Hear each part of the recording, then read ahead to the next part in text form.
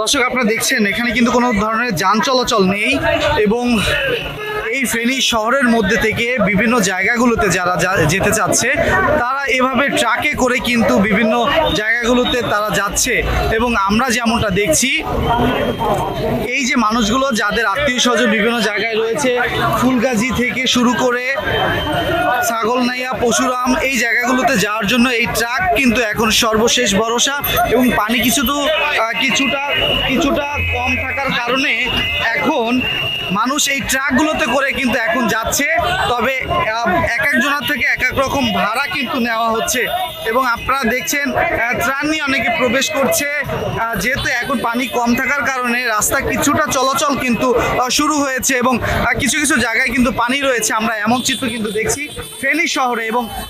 এখান থেকে সর্বশেষ পরিস্থিতি তুলে ধরছি দৈনিক ডেস্টিনির মাধ্যমে। দর্শক যেমনটি আপনাকে বলতে চাচ্ছিলাম এই কিন্তু হচ্ছে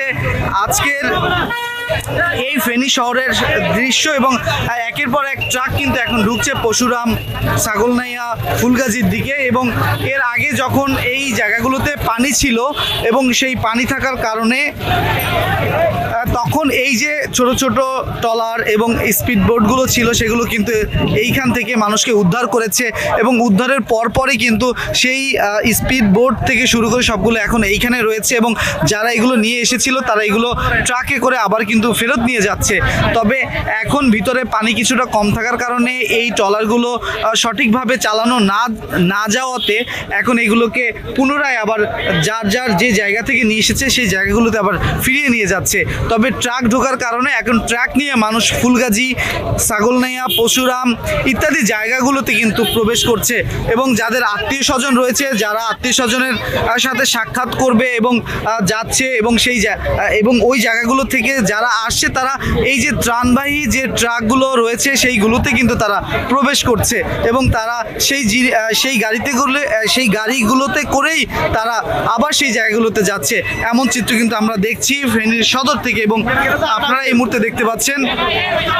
ফেনী শহরের সর্বশেষ অবস্থা আমরা তুলে ধরছি এবং এই ধরনের গাড়ি এবং ট্রাক এইগুলো নিয়ে প্রচুর পরিমাণে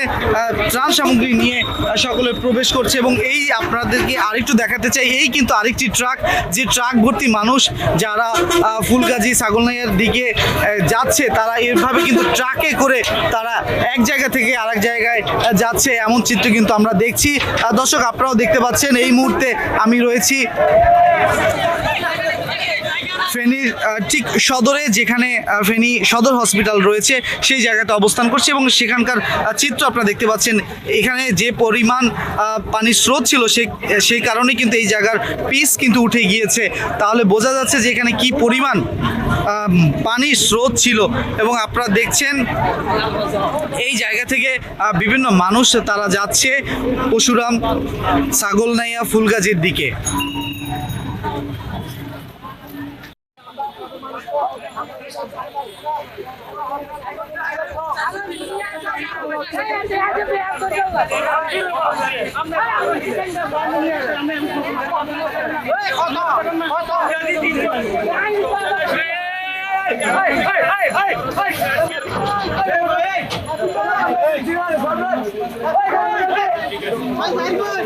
ভাই আপনারা কিসের টাকা নিচ্ছেন 300 করে?